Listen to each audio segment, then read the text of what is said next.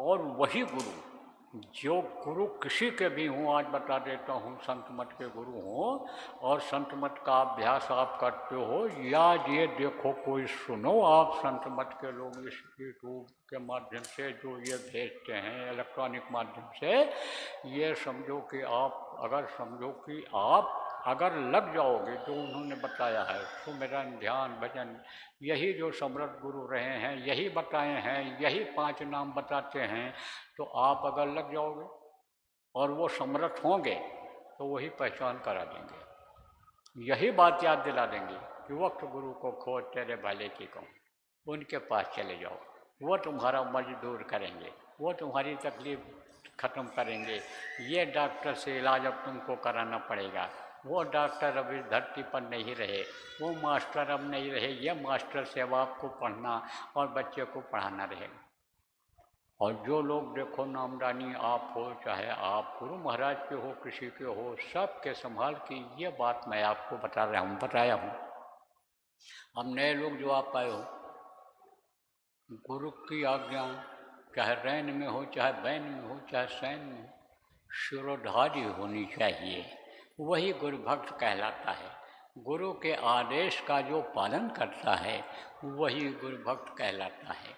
और गुरु भक्ति जरूर है पार होने के लिए, गुरु भक्ति जरूर है शब्द को पकड़ने के लिए, शब्द की डोर को पकड़ा करके जीवात्मा को परमात्मा तक पहुंचाने के लिए वो ज़्यादा जरूरी है। क्यों? यह भी तो कहा गया, बिन गुरु भक्ति शब्द में पचते, सो प्राणी तू मूर्ख जान। और शब्द खुलेगा गुरु मेहर से, खींचे सुरत गुरु बलवान। जब बलवान गुरु मिल जाएंगे और गुरु दया कर देंगे तब ये सूरत खींचेगी, और नहीं तो ये ऐसे पड़ी रह जाएगी यहीं पर, और इसी में खाने पीने मौज मचेगा। एक एक पल जीवन का ये ख़त्म जो हो रहा है इसका पता भी नहीं चलेगा। और पानी केरा बुदबुदास मानुष की जात, देखत ही छिप जाएंगे जो तारे प्रभात। जैसे रात को आसमान में देखो तारे दिखाई पड़ते हैं लेकिन देखते देखते छिप जाते हैं, जैसे पानी बरसता है, पानी में बूंदें गिरती हैं, बुलबुले निकलते हैं, लेकिन देखते देखते बुलबुले ख़त्म हो जाते, इसी तरह से मानो इंसान की ज़िंदगी ख़त्म हो जाती है, ख़त्म हो जाएगी। ये काम है और आपका ये रूप चेहरा है, और आप कहीं रहते हो आपका स्थान है, और आपकी बोली है। ऐसे ही ये 5 धनी कहलाते हैं, ये अपने अपने लोकों में बैठे हुए राज कर रहे हैं। वहाँ का बहुत बड़े बड़े लोग इनके ऊपर में हैं, बहुत लोग, बहुत जीव वहाँ पर रहते हैं। मृतलोक में भी आए लेकिन योग इसी में फंसे रह गए, वो शब्द नहीं मिला, सार शब्द जिसको कहा गया, तो उन्हीं लोकों में पड़े हुए हैं, खचाखच आत्माएं भरी हुई। तो ये 5 धनी हैं। अब इनका नाम है और इनका रूप चेहरा है और इनका स्थान है और इनकी है आवाज़। तो वो मैं अभी आपको बताऊंगा, रटाऊंगा, याद कराऊंगा, जितना भी आप याद कर सको याद कर लेना। जो ना याद हो पावे उसका लिखा हुआ कागज यहीं आपको सत्संग के बाद मिल जाएगा। ना मिल पावे तो पुराने लोगों से पूछ करके लिख लेना और याद कर लेना। और जब याद हो जाए 5 नाम, 5 रूप, 5 स्थान, 5 की आवाज़ जब याद हो जाए तब उसको कागज़ को फाड़ करके कहीं सुनसान जगह पर फेंक देना, बताना मत किसी को। अगर आप बता दोगे उसका कोई फ़ायदा नहीं होगा। और ये अगर नाराज़ हुए कि हमारी इज्जत इन्होंने नहीं किया, कदर नहीं किया, तो कोई नुकसान हो जाए, इसलिए आप बताना मत किसी को। आप कहोगे मैं क्यों नहीं बताऊंगा, क्योंकि इसमें पढ़े लिखे लोग बैठे हो, बुद्धिजीवी जिनको कहते हैं। तो बुद्धिजीवी के समझ में जब तक खूब नहीं आ जाता है तब तक वो विश्वास नहीं करते हैं, और तब आता है उनको कि जब एक बार विश्वास कर लेते हैं और जो बताया जाता है उसको करते हैं, और नहीं तो किताबों में उलझ जाते हैं। अन्य महात्माओं के पास गए, उनका उपदेश सुने। देखो राम ही भगवान की कथा है, कृष्ण ही भगवान की कथा है, आप देखो जितने भी भगवान आए उन्हीं का कथा सुनाते हैं, लेकिन एक जैसा नहीं सुनाते हैं। कोई कोई अलग अर्थ बताता है, कोई कुछ समझाता है, कोई कैसा समझाता है, उलझ जाते हैं लोग।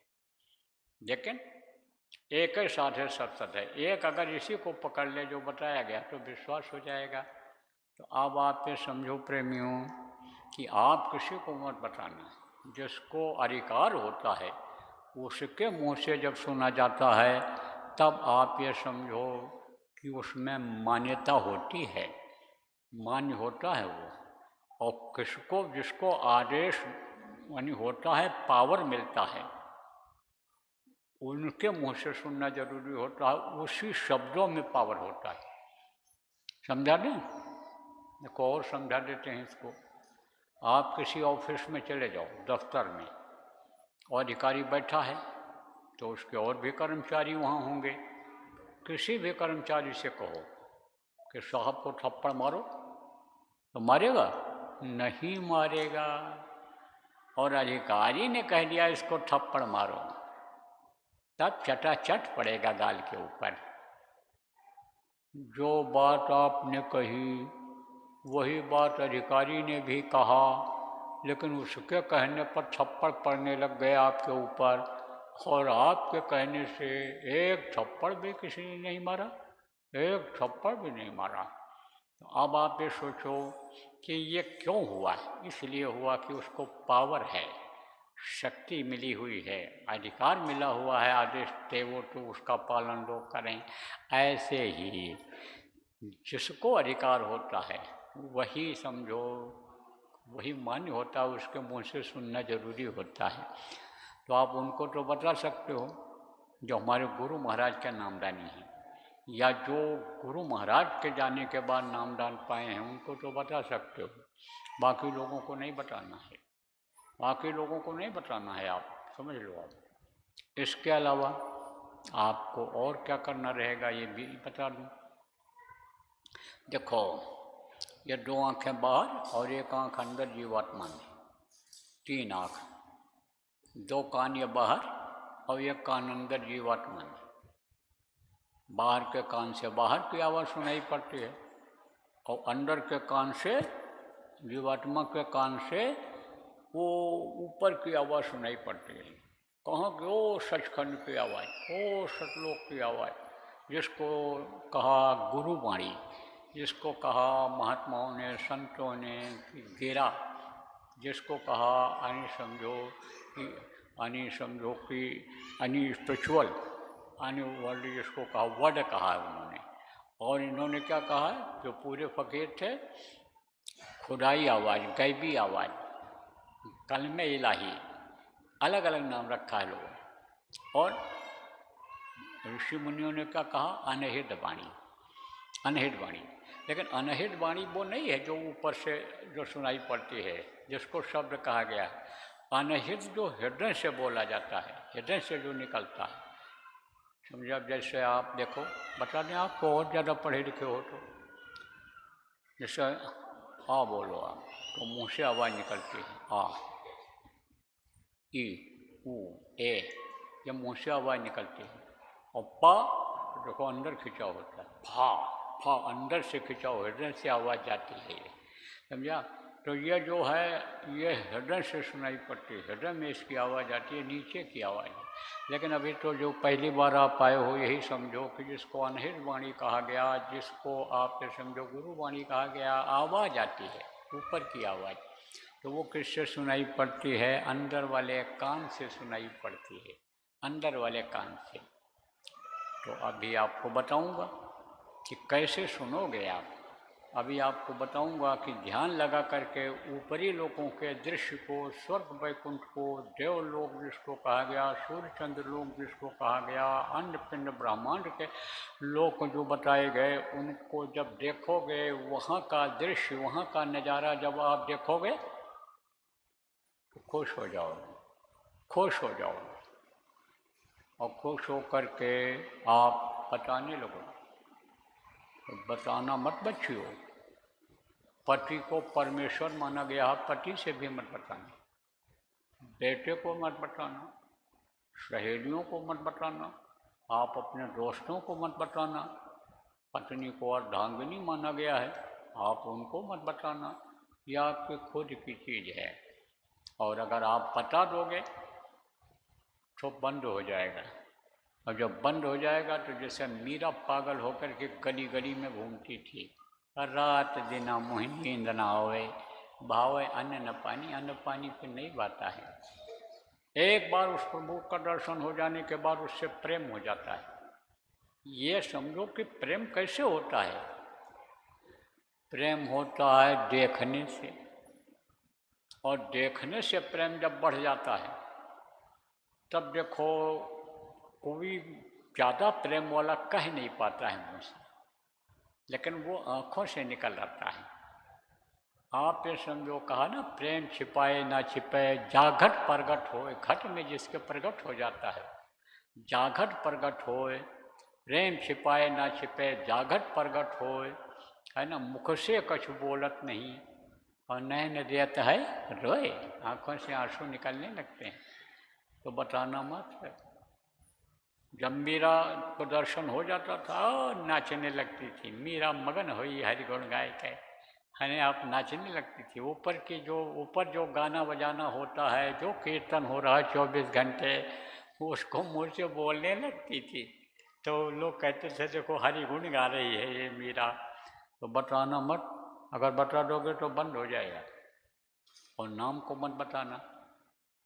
और आपको न घर छोड़ना है, न जमीन जायदाद छोड़नी है, ना बाल बच्चों को छोड़ना है, ना आपको दाढ़ी बाल बढ़ाना है।